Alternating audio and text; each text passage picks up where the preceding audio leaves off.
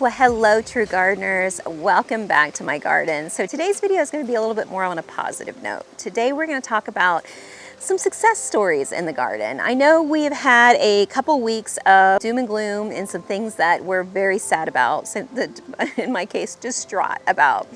But I want to share with you guys some plants and trees that did superbly through the garden. Some surprises actually that I had that did super well. So that way if you guys are looking at your spaces, you're seeing those gaps that are going to be in there and you're thinking, what am I going to do now? What am I going to replace my garden with and really feel confident in doing that? Just in case something like this happens again, then this video might be really helpful to you guys. I'm going to share with you guys the key things that kind of stood out, and I'm like, you know what? I can see some filler plants or some filler accents or some filler palm trees in this particular spot because it did super well in my garden. And you know, throughout this video, I kind of want to share with you guys some planning for the future, some things that I'm a little excited about. I'm letting myself get a little excited about it because, you know, the garden that I established here, as much as I loved it, and you guys know I did, I couldn't talk enough about it, right? The garden that I absolutely loved established over time. And it was the person that I am now is 20 years later than the person that I originally started this garden with. And some things and plants and trees that were here, or some things that I put in a young age that were doing well, I saw no sense in taking them out and reincorporating new things. And you guys might be in that very same boat where you're like, that was here and it looks good and it's green, let me work with it. Well, maybe now is that time to kind of redefine the space, kind of bring in some of that really cool, interesting material that you maybe saw at a neighbor's house or somebody else's house or my house. And you're like, you know, let's incorporate this or that. And that's kind of where I am right now. There's some gaps in the garden that I'm gonna see that I'm like, you know, that project over in Melbourne, or my friend over, you know, in Palm Bay, or this person or that person, the gardens that I've established over the state that I'm really excited about some of that plant material and tree material, how it came out. Now there's spots that I secretly wanted in my very own garden that I had absolutely no room for, but now I do. So I'm going to bring in some fun stuff. So let yourself play with it. I mean, I want you to take this video and I want you to hopefully, if you like these plants or trees that you're going to see in today's video, incorporate them. But play with your garden, because that is a part of what that makes us proud of it. That's the part that makes us very excited about being outdoors. So hopefully today's tips, in conjunction with some new plants and trees, will give you a little bit of a new insight on what's coming up in your garden. And if you like today's video, then please like and subscribe. We try to put a video out every single Saturday for you guys. And if you're looking for more than that, if you're looking for some more than the inspiration that you're seeing on these videos, and you're looking for a landscape designer or a landscape installer, or maybe a consult on a specific area, then please check us out. I will link our website in the very first link in the description. Click on that and it'll take you to our overall website that talks about exactly what we offer. And then there's 3 videos on that website. They're kind of boom, boom, boom. And they talk about each service that we offer pretty succinctly, a couple minutes per video. And you really have a good understanding of what we do, what we offer, and some picture descriptions of how that comes together, as well as the pricing. So if you've always thought, yeah, I might want to work with them, but too shy to reach out, then check out those videos, because that might tell you if we're going to be a good fit for what you might be looking for. All right, you guys, so without further ado, let's just jump right into today's video and a little bit more happy thoughts. All right, you guys, so the very first palm tree on the list is one that doesn't get talked about nearly enough. It is the Alfredi cold coconut palm. Now, you may be wondering why I'm in different clothes. This is a different day. It's because we had a little bit of technical difficulties. Seems like the previous video that we shot on this particular tree, and only this particular tree, is it had some I don't know, slow motion issues. So that way the video does not last 3 hours long, we thought we would reshoot this one little section and then get back to the previous video. So let's get into it. So the cold coconut palm. You guys, it has become one of my favorite palms. I have it here in my own garden. It was put in towards the end of my garden's evolving like creation here. This was kind of towards the end because I wasn't really as familiar with it. Once I realized all of its benefits, then of course I had to have one. So I plan to incorporate a few more of these. The one thing I like about this tree is that it has a look of a coconut, so it has a very similar elongated frond, but one benefit to it is that trunk is always going to be smaller than the frond. And I'll get Bryce to pop up a quick picture of what they look like when they're matured. This one behind us in my garden garden is now matured. It's been here for 7 or 8 years, and I brought it in pretty large. I was fortunate enough to get a nice large crop of these. And that's kind of how I like to incorporate these guys. They have a smaller trunk, really elongated, very dense canopy fronds. So if you're looking for long-term coverage for an area, say a centerpiece, maybe you've got taller, leggier palms on the side and you need something short and chunky that's going to stay that way and grow super slow. I'm talking about 6 inches to maybe 1 foot per year, a very slow establishing palm, then this might be just for you. If you can get it in containers, it's fantastic. 30 gallon, 45 gallon is ideal because you get a little bit of size with it and it doesn't take so long to fill in the spots that you need it to fill into. But as they get bigger, they have a tendency to shock a little bit more. So if you get it from a nursery, make sure it's been hardened off, which means it's been clipped and some of the shocking's out of the way on that particular tree. So, but overall, it is one of my favorites. Stays nice and dark green. Doesn't necessarily go dormant during the winter. It just kind of keeps that crown really nice and tight, and you can kind of just see that it's just a beautiful overall palm to use. It is not going to be your corner tree, like a tree like a foxtail palm or a royal palm or a queen palm, something that's going to anchor like corners of the house.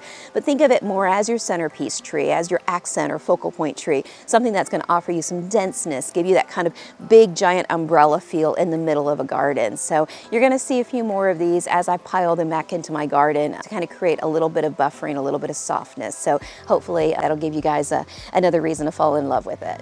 And to piggyback off the Alfredi palm, we've got the Pindo palm right behind me. Now, this is a triple Pindo palm, but single, double, triple, they all did fabulous during the cold. They can really handle those temperatures and handle the wind, which was a big factor in our storm. Now, these, because they have such upright and compact fronds, they did a really good job combating that. And this guy took the blunt, I would say, being in the front corner of my house on the west side. It really did get hit pretty hard.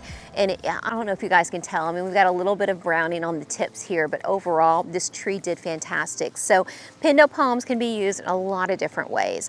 They're a little similar in a way to the Alfredi palm, where they're not necessarily going to replace a foxtail palm. They're going to be more of your centerpiece tree because they have a short trunk to them and almost like a fountain effect. So if you've got an area in your garden and maybe the front section, maybe you've got a big hedge and you've got a front little area and you want to put something pretty dynamic, something pretty vertical in that spot, they do a great job because not only do they give you a nice compact tight head that kind of like fountains out like this, but they also give you that silver coloring. So that's kind of a nice contrast, especially if you're putting them up against a viburnum or calusia or podocarpus hedge. They're really a great focal point like that. All right, you guys, so I have a beauty right here. Now, this is a tree that could technically take the place of a foxtail palm if you got it with enough size to it. This grouping that I brought in were 15-gallon size. So they're around 3-4 foot tall when I first put them in, but you can see that these Chinese fan palms have really taken off. They really love this spot. They have a beautiful crown effect, very widespread, very tropical. I think they're absolutely stunners in the garden. Now, you can get them where they're small and make them little cluster palms, or you can get them when they're rather tall and they'll be independent trees just like a foxtail will. So if you're a fan of this look, to me, this is more of a natural soft, we call it booted. If you would prefer these boots to be removed and have a slit, clean trunk, you can absolutely do that in the garden. And then if you want to keep them kind of like you have, I don't know if you saw my previous video where I put bromeliads in them, but this is a perfect spot to put bromeliads right into these boots and attach them with some zip ties, and then you could have a whole trunk of bromeliads on these particular trees. And I just think that they're kind of a nice choice for just about any garden.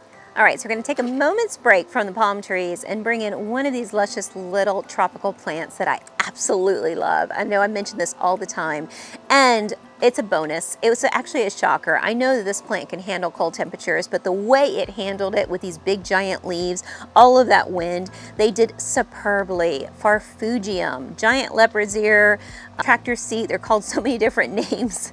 Call it what you want, but it can handle Arctic blast and it can handle wind and do so well. When I went to the backyard, a few of them were kind of laying flat, but by the next day, after a little bit of water, they popped right back up like little little umbrellas protecting the little plants underneath of them. I just think that they're such a great plant to incorporate. I plan on using, I've always loved them, but now with the bonus of them being able to handle the colder temperatures, I plan on using them in my back garden just as much as I possibly can. I'm gonna kind of just do a blanket covering here and a blanket covering there, and we guys kind of see kind of how that's gonna work. So they're gonna be incorporated in a lot of future places. Now Farfugium, most of you guys know this, I stress it in my videos, but they do like some protection. They don't need full shade, but they can handle full shade to filtered light to morning sun conditions. That afternoon sun really does them in, so you kind of want to get them out of that. They kind of need an area where it has maybe some palm trees or some layering, or those of you guys who have oak trees around or big canopy trees, put some Farfugium under there and they're fantastically happy. And they'll mound out and become nice and beautiful, around 3 foot tall. So they're a great kind of almost like a ground cover or a jungle floor plant. And they do a really nice job of giving you some really pretty covering with that big giant lily pad kind of leaf. So, and bonus, they can handle temperatures into the 20s like a champ. All right, so moving into the next large leaf tropical. Now this is a kind of a hit or miss. There's reasons why these did good in some other areas I've seen where they didn't do so well. These are the Brazilian red cloaks. You can see I've got some burn on them, but you guys, the wind come blowing through here like nobody's business. And that's more wind burn than it is cold burn. And look, they still have blooms on them. They've done super well considering the situation. Now, I've got some in the front yard that got wind burn, and you can just see that they just blew the leaves. I mean, just really kind of like had them crumple up. They look a little deep fried, but they're alive. They're going to come back. And then I've got some in the back here, and I'll show you. I'll get Bryce to pop up a picture of those. Those are in the same situation where they're really thinned out, but unfortunately those I trimmed right before the frost. We had some irrigation issues, so I had to get in there and do some trimming on those. And as you guys know, trimming is very bad.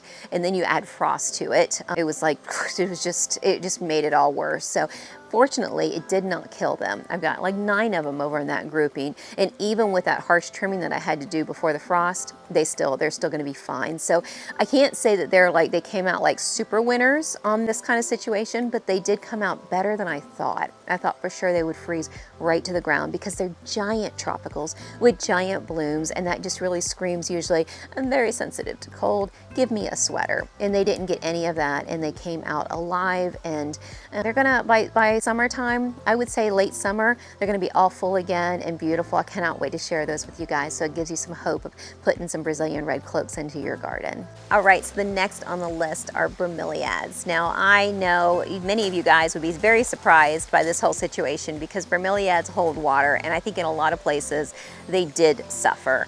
However, if you guys did take the time to blow out your bromeliads, blow that water out of them and let them be dry during the frost as kind of their protective measure, they held up fantastically. They did not get a brown limb on them. They did so well. I'm really ecstatic. The ones that I had on trees didn't do as well, unfortunately, because I was not able to blow all the water out of those cups. But the ones that I had straight down in the ground, I could tell did so well. Like these Johannes bromeliads really just didn't even I mean, they're right out exposed, and they really didn't take any kind of damage to them, which I'm really impressed by. So if you guys are looking for some good bromeliads, Johannes bromeliads are by far one of my favorites. They're the lower ground cover bromeliads. They do stay nice and low, about no more than 2 foot tall, and then widen out. And then of course they do produce pups, but they're a long-term bromeliad, so I love using them in the garden. And then a lot of the neos, the Johannes, the lemon lime, the marguerites, those are all fantastic bromeliads. The red hots, those are things that are going to give you time and time again. Now, I know bromeliads can get a bad rap because a lot of them are more of the soft ornamentals. They last a few months and then they're goners. But the ones that I'm talking about really can handle a very long-term situation, and obviously they can handle some frost. And then if you guys are looking for a good vine to work with, if you're like, you've got a flat wall and you're looking to have some greenery on that wall, or if you've got a chimney that you're looking to dress up on the outside with and you kind of like that green vine growing on things, y'all know how I feel about creeping fig. I think creeping fig is a really nice feature. I put it on boulders all the time. That's what I have right here. I see very little evidence of browning, a little bit of crispiness on the top, but overall it did very well. And this was a very wind-blown area, as you can tell from the rest of the plants and trees around it. And it did really nicely. And then down in the ground, we just have some water grass. and it did super well. Actually, everything that I had planted in the water did really well. So much so that I popped it out of the water. I had some alocasias and a few things in the water, and I popped it out to put it into the ground to fill some spots because I just couldn't help myself. So, but everything that I had in the water. So if you guys have like waterfalls, or you have little ponds, or you have anything, any kind of little sections in the water, or maybe you just have a big large pot in the water and you want to put kind of some big water grass in there, or something that's really interesting in your garden, don't be afraid to do that, because it has that water in there. It really does kind of keep that temperature nice and warm, especially if you have a little bit of filtration, a little bit of running water like we have in our fountains and our ponds. So much so that I picked up a couple cold sensitive plants. You guys know that I've been eyeing up the lipstick palms. I picked up a couple of those after this storm. I know you're probably wondering, I keep talking about how cold sensitive they are, but after this storm, I feel like I've been desensitized to it. So I finally picked some of those up. I felt like everything that was planted in our water areas did so well that they didn't even miss a beat. So I'm gonna put those guys back into the water and hope for the best. But speaking of new plants and trees, you know, planning for this future garden has taken on a life of its own for me, as you can imagine. I'm sure you guys are in a similar situation where you're like, okay, what do I do with this, or what do I do with that, and what do I fill it with? So I am planning on doing some really fun things. I picked up some King Kong fishtail palms. Those are the single trunk. Now you guys have seen I have the clumping variety in a lot of my videos, and then I was introduced to the single trunks not too long ago, and they can handle temperatures into the 20s. So even though I don't have one of those here to show you, I know they did very well up north and handled this frost like a champ. So the King Kong fishtail palm is on my list. Check that out. I'll ask Bryce if he wouldn't mind popping a picture up there. It's a very young tree, and I've got a couple of them that I'm definitely going to put them in key areas because I love that big tropical long frond that they offer. And then, you know, looking around at this garden, you know, areca palms, what I had originally was what I could afford at the time, and now I'm kind of looking at some new species that have come along the way over the last 20 years and what could work in there. I'm in love with the Cavada palm. It is a very similar look to the areca palms, but it has more of a white ring around the trunk and a darker green trunk, and I just really love that look. I'll also ask Bryce if he wouldn't mind popping up a picture of that for you guys. But you know, I think that right now is a time to really rethink kind of exactly your space and what you now want to see in it, who you are today, how much time you enjoy there today, the areas that you enjoy. Maybe you don't go back with plants in certain spots. Maybe you make that a seating section and put the plants on the corners. You know, now is the time to really rethink the garden, because now you're kind of forced to. Now you're kind of, you know, you're ready to look at things and saying, okay, maybe that looked good for then, but now is now. And so that's what's going to happen in my garden as the next month or two rolls by. You just never know when you're going to be introduced to new plants and trees. Out of all of the years that I've been doing this, I had a client out of nowhere, hello Eugene, I know you're watching today's video, who introduced me to the King Kong fishtail palm, and I was like, I'm just not sure. I really do like the clumping effect, and then he showed me what that looks like. Then we planted it for him amongst our landscaping, and then he told me they did fantastic during the frost. So I had to get some for myself. So thank you, Eugene, for sharing the fishtail King Kong fishtail palm with us. And we're gonna see how that does in my garden, and you guys will get to see it and experience that growth over time too. All right, so before going into the front yard, I get this question so often since the frost, like what crotons to go back with, because we know we all love that variegated color in the leaf, and then now they've kind of melted on us through this frost. And so what is the best croton to go with? I can't really tell you that other than to say what did super well in my garden, because I thought the sloppy painter would hold up better than it did in previous storms, but that wind just blew it to pieces. So I would say what has done the best in my garden and what I've seen that has done the best in my northern gardens would be the gold dust crotons. It has won the gold stamp award because even though it's defoliated its leaves, it's done that before any other croton in my garden, which means it is, sorry about that, which means it actually is telling itself to completely release the leaves to protect it now. So it's releasing the leaves, pushing out energy and pushing out new growth all over the place. And so knowing that that's happening, I know that this plant is well alive. It's not holding on to anything. It is ready to kind of put the past behind it and move right on. So if you guys like the look of gold dust crotons, and who doesn't, why not? It is a nice kind of rounded, chunky, usually pretty full to the base other than the last foot or so of trunk. But overall, it's usually a very nice chunky croton, and obviously they hold up really, really well. Because of their denseness, they don't get beat to pieces during the wind that we had, and then of course the frost. These were not covered under the frost, and I think every single one of them is going to come back in my garden, and I cannot say that about my sloppy painters, unfortunately. I feel like I'm cheating on them. I love my sloppy painters, but the gold dust by far did the best. The next best in my garden was the Petra crotons. They're still holding on to their leaves, but I can see new growth coming on them, and they didn't melt nearly as bad. The third would be my mammy crotons. They did melt on me, but I do see new growth on them already, and it's only been almost 3 weeks out. So the mere fact that they're already starting to produce, I think, is a really good sign. Now, I will say the things that in this particular cold was not just the cold snap that we had, but it was that brutal wind. So a lot of the taller material, the higher material, really got beat the hardest. So these being lower to the ground were protected a little bit more. So kind of keep that in mind into future storms. All right, you guys, so I'm filming a little dangerously right here, but I wanted to show you this particular Dayun palm. This Dayun palm was put in, I would say, about a month ago now. So it is a fairly new little accent to the garden. It handled it like nobody's business. Both of my Dayun palms just came through this storm like a champ. They did so very well, and they're both in two completely different situations. I thought while I was on vacation, for sure the Dayun palm in the pot was going to struggle because it was very upright, it was very high, and unfortunately it did well. It did have our fence wall to the back to protect it a little bit, and I think that really did it in, like it really did help it.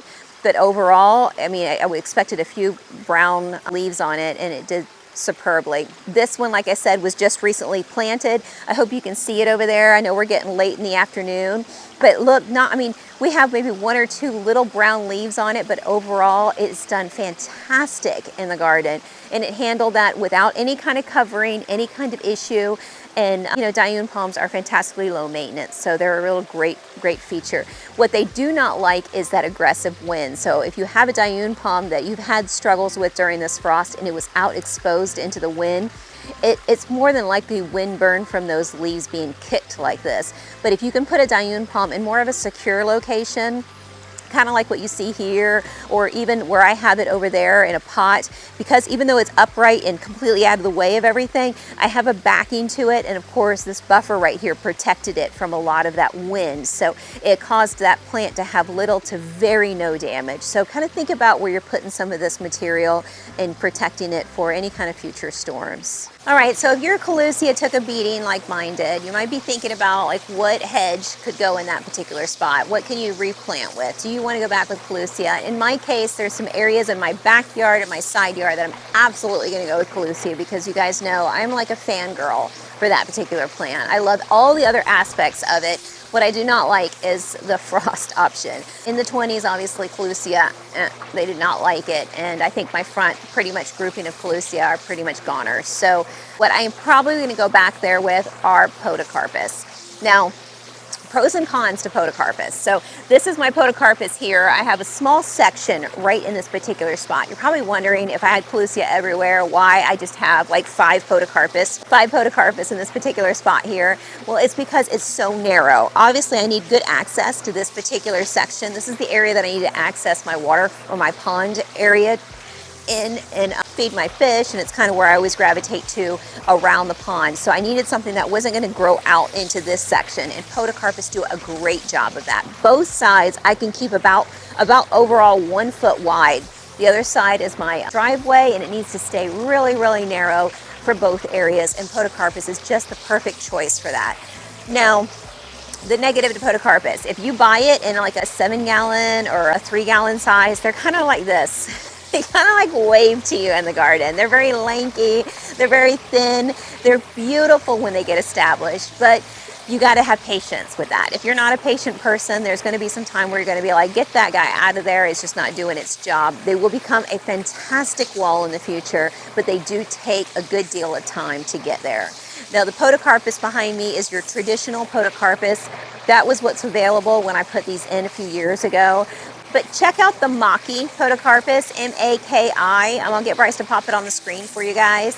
It has become one of my favorites, and if I have to replace the Colucia along the front of my house, that is the particular variety of podocarpus that I'm going to use, because it is not as susceptible to any kind of fungus, so it's very, very tough overall, and it grows a little denser. It still grows very slow, so patience is still key with that plant, but you don't have to do some of the things that you have to do with this particular podocarpus. The stems aren't as long and lanky. They stay chunkier and fuller longer. Like for instance, with this particular grouping, I had to tie little bamboo stakes in there to kind of keep them upright because they were taller versus being stronger, which Colucia do that initially when they're first planted, but as soon as they root in, they pop up like soldiers. Like, okay, I get this. You know, they need very little assistance after about 6 months when they get established. These guys, for about 2 years, sometimes 3 years, they need that establishment. So when I say patience, I really mean patience. So it's probably gonna hurt me a lot to get rid of my Colucia because of what they offer and how fast they offer it. But if you guys are in a similar situation where you're like, okay, I can handle them here, but maybe if I need, 60 of them, I might go with something different. So Maki podocarpus would be my first choice. My second choice would be in the viburnum family. Now the Viburnum suspensum is probably the prettier variety. Viburnum odortissum is another option. So those are two really good viburnums. I just came from a project earlier today where they did Colucia and Viburnum odortissum, Colucium and Viburnum odortissum along this long wall that was like 300 foot long. And you can see like there's like 10 plants that are bronze and brown and 10 plants that are dark green and 10, you get it, right? All the way down. It was so sad and so troubling. And it probably looked fantastic with that shiny leaf versus that dark contrasting leaf. But you can kind of see which one did better over time. So if that's you guys and you're a little bit north of us and you're like, I just don't want to take the chance anymore, you're not going to hurt my feelings. Even though how much I praise the goodness of the Colucia, I get what you have to do, you have to do. So, and I might be in that boat for my front yard as well. So check out the Maki podocarpus because I think that's going to be my new fan favorite in the front, but we'll see. All right, you guys, so I hope you had some tidbit information on some plants and trees that you can see in my garden that actually did really manage to make it pretty well through the Arctic blast. So please stay tuned for the upcoming videos. We're going to get back to our garden tours and all the new projects that we have incoming. That way you guys can see it. Hopefully it'll have some tidbits of information on other places that we're putting new material in here and there and new accents into existing gardens that you guys may have seen years and years ago. So we'll be sure to kind of bring you guys along with us on those journeys and rebuilding some of those other gardens. So you can see that kind of we're all in it together, and we're not gonna let it beat us because we are Florida gardeners. And when you enjoy your space so much, then that's exactly what you do. You create a beautiful environment for yourself and for your family, and that's kind of how I feel about my garden. I'm not gonna let this get me down any longer. We're gonna go full force into garden mania, and of course we're gonna really bring along you true gardeners right there with us. If you guys enjoyed today's video, then check out a video Bryce did last week of some plants and trees that did fantastic and some microclimates that helped assist them to do so well. So check that out right here. I will see you guys next week in our new garden tour video. Take care.